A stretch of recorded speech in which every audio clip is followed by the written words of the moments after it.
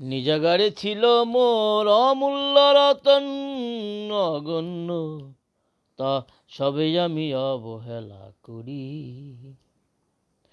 অর্থলোভে দেশে দেশে করিনু ভ্রমণ, বন্দরে বন্দরে যথা বাণিজ্যের তরী, বন্দরে বন্দরে যথা বাণিজ্যের তরী।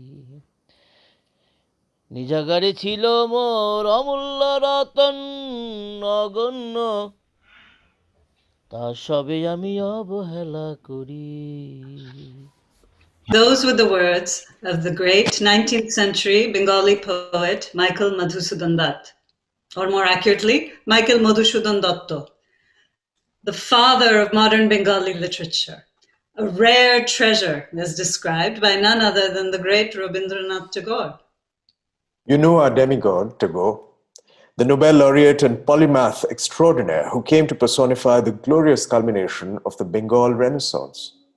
But you may not know that before the great Rabindranath captured our imagination, we had another magnificent poet and playwright, Michael Madhusudan Dutt, born 1824, a visionary and a provocateur, the single greatest force to propel Bengali literature into the modern era.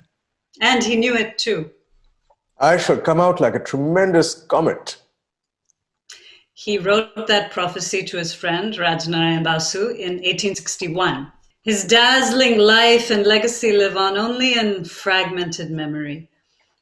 He was fascinated by British literature and European traditions, but at the end of his life, he returned to his mother tongue and to his beloved birthplace. Before his final return from Europe to the motherland, he penned the sonnet Kopotokho, commemorating a small river that flows past Shagordari, the East Bengal village of his birth. Kapotokho Nod. Always a river am I reminded of you.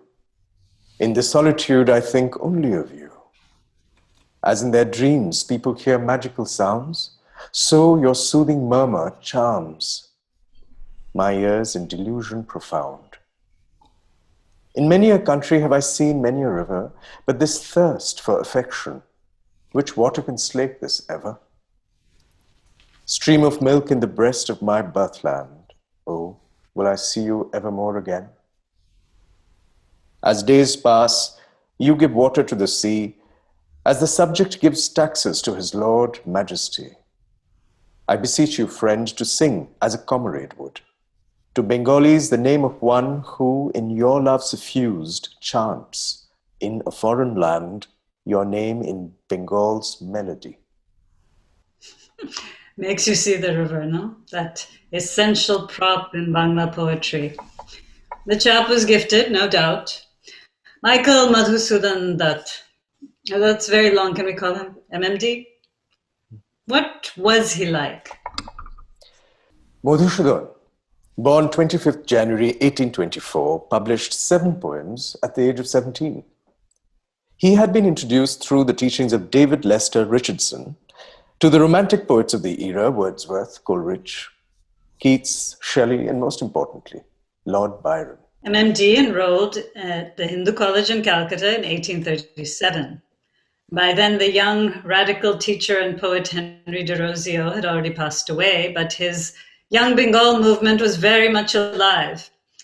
Madhusudan was his parents' only surviving child, so he was thoroughly pampered by them and given extraordinary latitude. He was even allowed to smoke and drink wine in front of his parents, and he was the first student at Hindu College to wear Western clothes. Social reform protests, these things were in the air, but he turned a blind eye. He was instead drawn to the romantic poets of distant England. What a confused young man he was. But oh, so arrogant.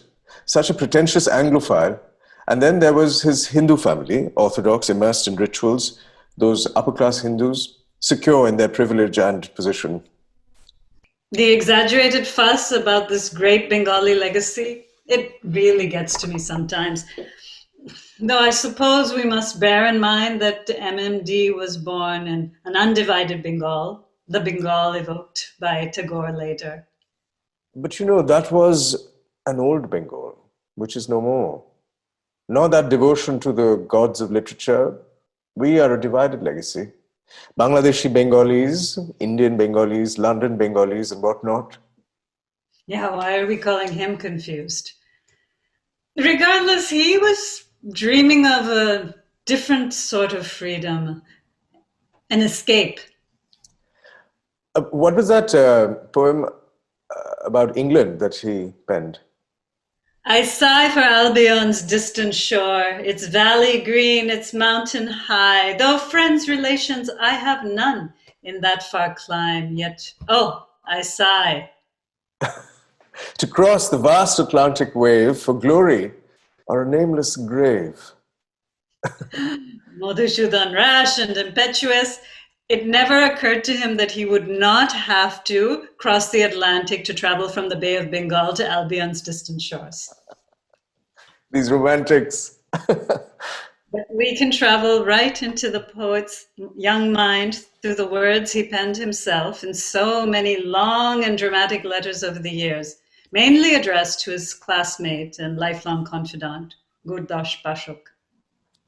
Kidirpur, 13th October 1841. My dear Gaur, I'm sorry, really sorry to inform you, my dearest Gaur, that a cause unheard of, an unthought of, undreamt of cause has disconcerted all the plans we formed the other day.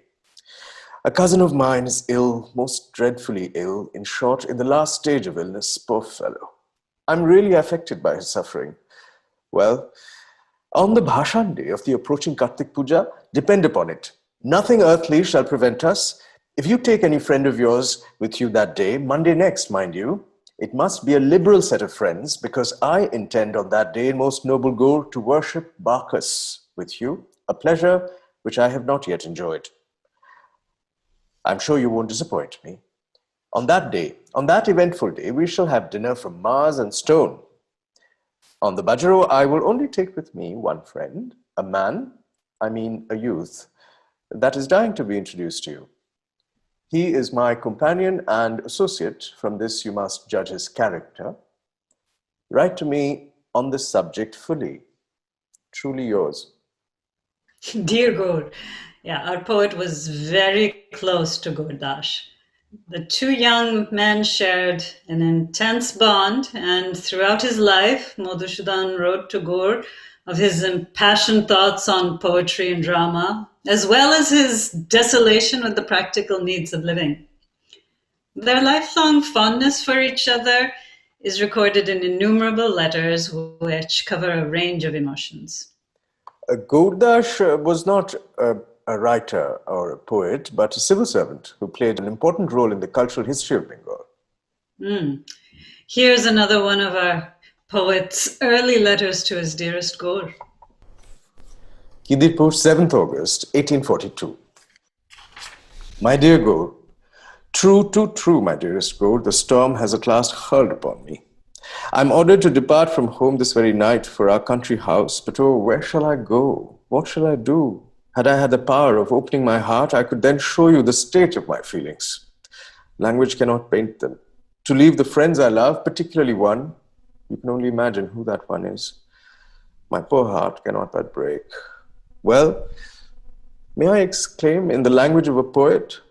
Oh, insupportable, oh, heavy grief, I wish I could see you. But oh, that cannot be. I'm not allowed. Dear, dear Gaur, dearest friend, do not forget me. I remain as ever, and as I have been, dearest Gaur, your ever obedient and devout, but unfortunate friend. P.S. The accompanying copy of Forget Me Not is a present to you. I had no time to get it bound. Pray get it bound yourself for my sake.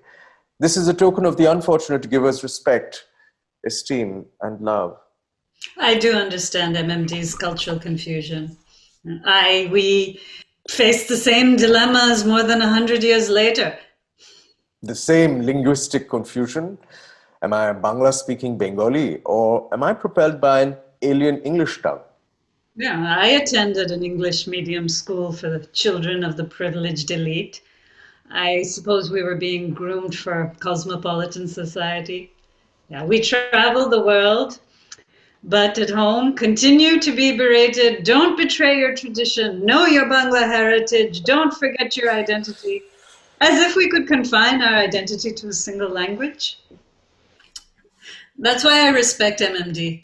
He was not afraid to cross the tracks, to break down borders and boundaries.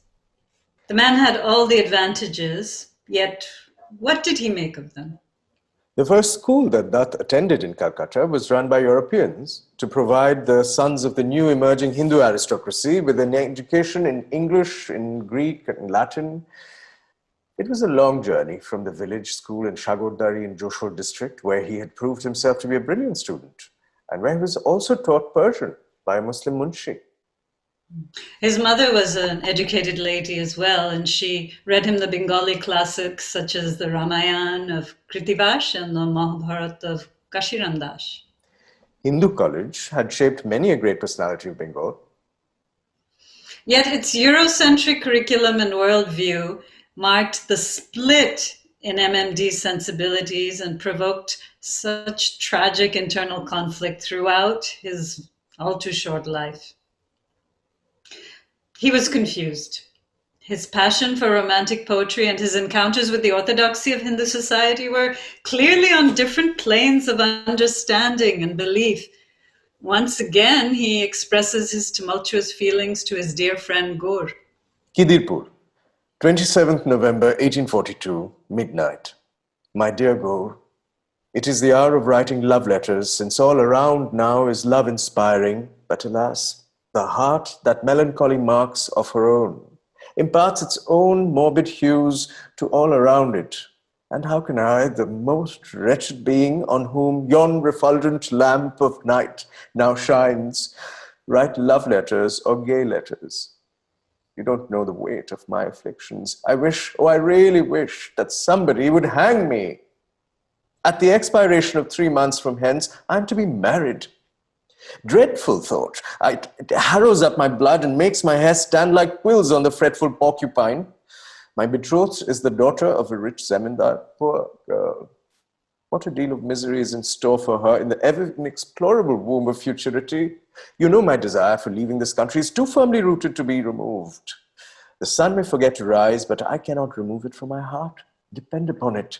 In the course of a year or two more, I must either be in England or cease to be at all. One of these two must be done. So full of contradictions, the young Madhusudan believed above all in romantic love and reveled in his own nonconformity. He was put to the test with his impending marriage. But he discarded Hinduism and converted to Christianity as easily as he discarded the dhoti and replaced it with a Western suit and mutton chop sideburns. It was important for the missionaries at the time to be able to convert an upper-class Hindu. Dutt was baptized Michael Madhusudan Dutt by the Archdeacon Thomas Daltrey on the evening of 9th February 1843. Armed soldiers guarded the old church where the baptism was held. And the song which the congregation sang was one of his own compositions. Dutt's letters indicate that he desired absolute privacy. So he secretly escaped to Fort William, but thereafter his friend Gurdash went to meet him and tried to dissuade him from converting. But possibly young Michael did not understand how isolating and disruptive the consequences of his choice would be. His broken-hearted parents had lost their heir to a Hindu legacy. He lost his place at Hindu college but his father, Rajnarayan Dutt, agreed to pay for his education at Bishop's College. Michael had also hoped that his father would send him to England, but the conversion had played upon family emotion. Old Church, February or March 1843. My dear Gurdash, he is a friend indeed who helps you in need, says the proverb. Well, I am in need, and if you are my friend indeed, show it now. Do you think I want to borrow money from you? Do you think I want to tease your interest in friends to procure me anything? No, no, no, nothing of that sort. Don't startle. Alas, I'm alone. And I am in need, that is, I want company. Well, will you come and pass this day with me? I'm most sure you won't. But still, as you profess to be my friend, I think it's something like a duty in me to inform you that I'm dreadfully in need. Yours very, very affectionately. With all the changes in Michael's life, we find that there was only one constant force that sustained him: friendship. And the friendship was personified in the beloved figure of his steadfast friend, Gurdas Bashok. Today, actually, you might wonder about the intimacy of this friendship, such a deep and constant need. In his erratic joys and dire moments of trouble, he wrote to Gur seeking consolation. And when he could, he wanted to meet him, to be with him. These invaluable letters grant the best entry into MMD's mind. Though you know, MMD, dramatist that he was, can set up a false persona even to his most intimate friend, as our story will reveal. Bishop's College, 19th May 1847. My dear Go, since I last heard from you, I've been almost half dead with all manners of trouble. I shall be happy, very happy indeed to see you. Come tomorrow at 11 o'clock. It's the only day I can promise you for several weeks now. How are you, old fellow? Yours as ever. Indeed, this prodigal son of Bengal suffered the slings and arrows of outrageous fortune with fortitude. The relations between Michael and his father turned bitter and hurtful. Rajnarayan Dutt had virtually disinherited his son and stopped paying the monthly stipend of 100 rupees towards his education. In fact, his father embarked on a second and possibly third marriage, even while his grieving mother was alive. Soon after that last letter was written, Michael had to give up his studies at Bishop's College and leave Calcutta for Madras. নদীর জল ছিল না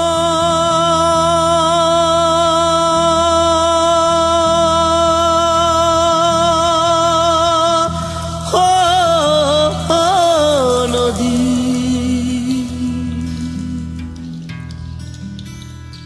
নদীর জল ছিল না কুল ছিল না ছিল শুধু ঢেউ আমার একটা Now our hero set sail for Madras. It couldn't have been easy to take on his father, to resist the arranged marriage, to undergo the radical conversion. And yet his mind must have been full of dreams, poetry, romance, fame, and the distant vision of Mother England.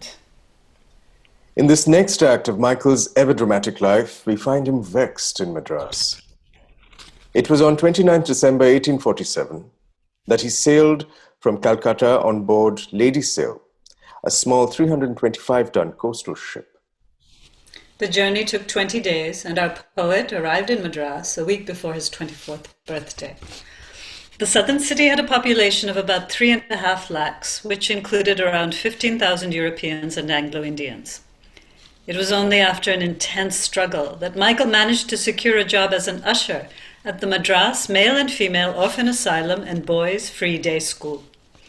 The position carried a monthly stipend of 46 rupees and gave him a roof over his head. He was the only teacher at the institution and taught the students all that he knew, from literature to geography and Bible studies, that had been so rigorously drilled into him during his formative years. But the eternal romantic within Michael Madhusudan Dutt could not ever be quelled. Among his students was Rebecca Thompson, a blue-eyed girl of Anglo-Indian parentage. Madras Male Orphan Asylum, Blacktown, 14th February 1849. My dearest friend, by my troth you wrong me. It is impossible for me to forget you, and you may rest assured that I have often and often thought of you with feelings of deeper love than many whom I know. When I left Calcutta, I was half mad with vexation and anxiety. Don't for a moment think that you alone did not receive a valedictory visit from me. I never communicated my intentions to more than 2 or 3 persons. Since my arrival here, I've had much to do in the way of procuring a standing place for myself. No easy matter, I assure you, especially for a friendless stranger.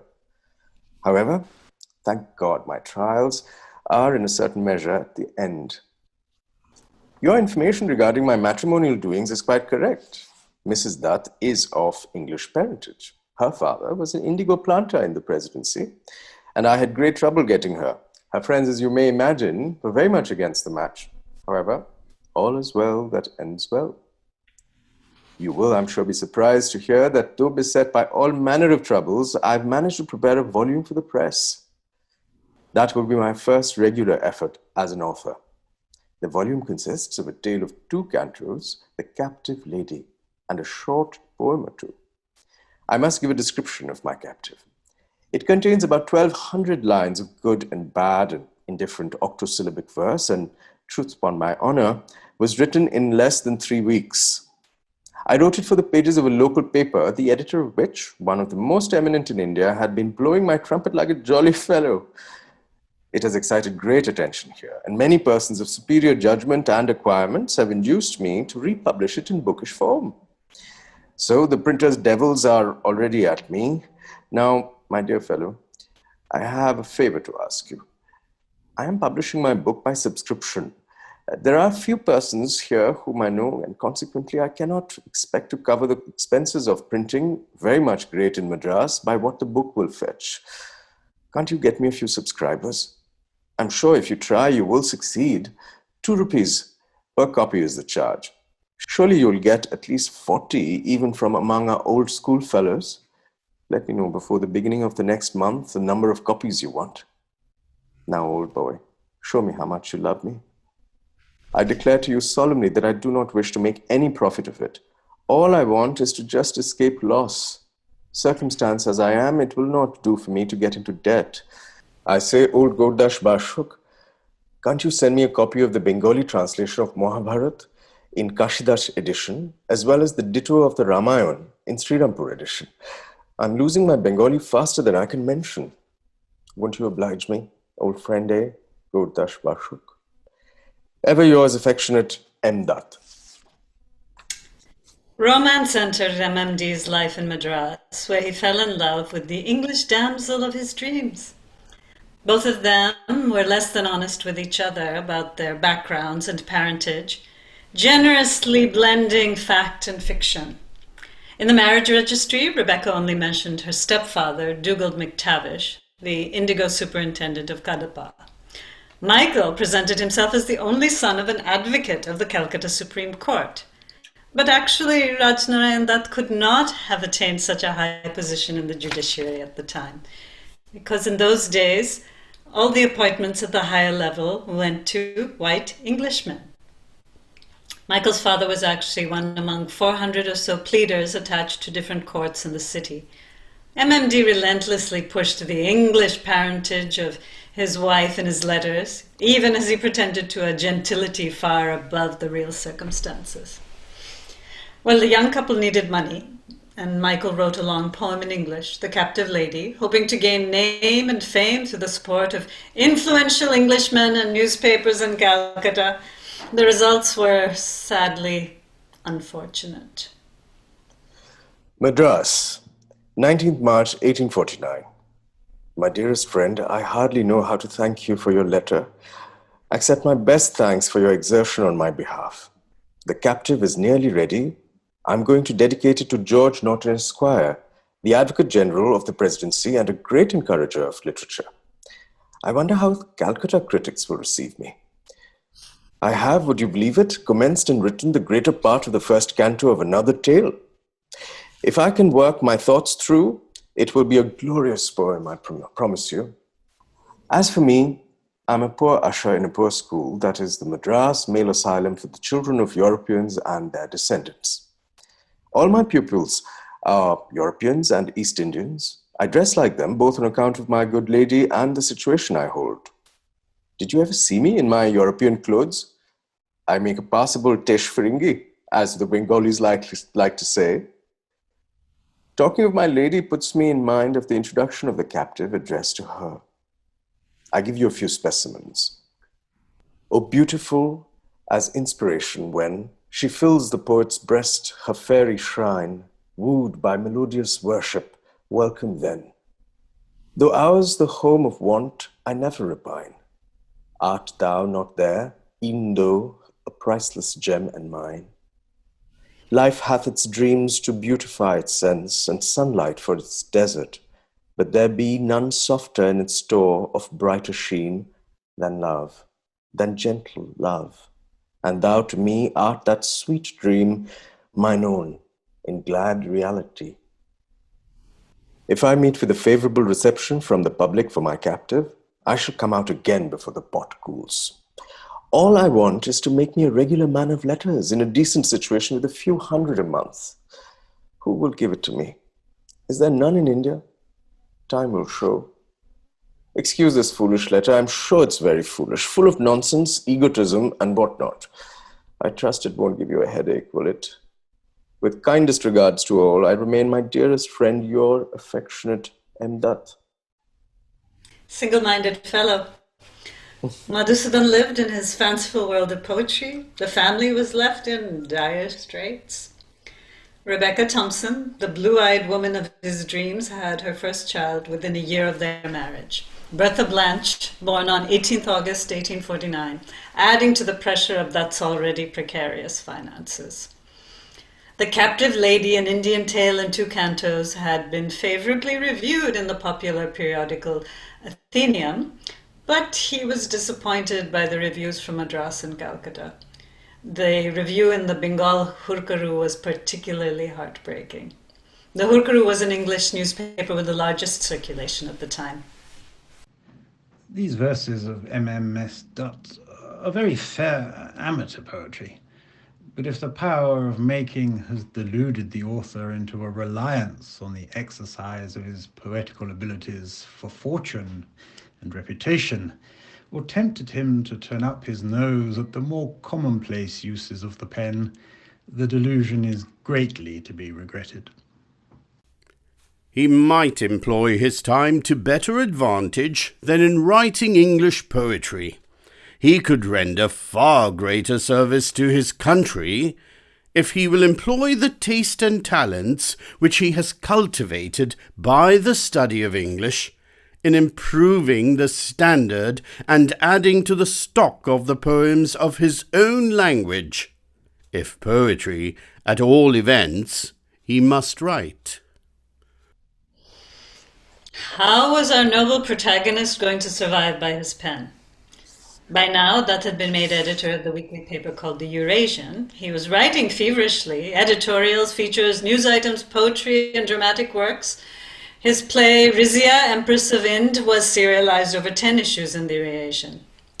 In 1852, 5 years after his arrival in Madras, Dutt was offered a teaching position in the Madras University, something he had coveted for a long time. But the salary offered to him was only 150 rupees, which was significantly less by 100 rupees than what they paid the European teachers. Perhaps we shouldn't judge Mr. Michael Madhusudan Dutt's character or mercurial life or the precarious paths of morality he often chose to tread. But no one can controvert his mastery over words and language. In his years in Calcutta, he had already learned Bangla and English, Latin and Greek, as well as some Urdu and Farsi. But now in Madras, his appetite for new words and new tongues, new literatures continued to grow. Madras, 18th August, 1849. My dearest friend, accept my best thanks for your kindness. You have, in a great measure, saved me from something like falling into a grave. How can I thank you sufficiently? The books are all safe and sound. You will be glad to hear that my wife has given me a little daughter. So I'm a father. But I'm badly off and have hardly anything to jingle in my pocket. Beg I must not. My wants at present are of such a nature as philosophy cannot justify.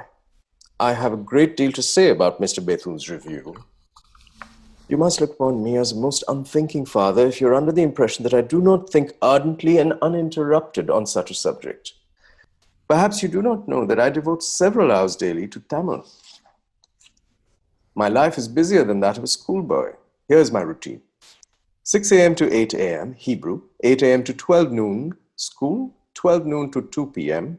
Greek, 2 p.m. to 5 p.m. Telugu and Sanskrit, 5 p.m. to 7 p.m. Latin, 7 p.m. to 10 p.m. English.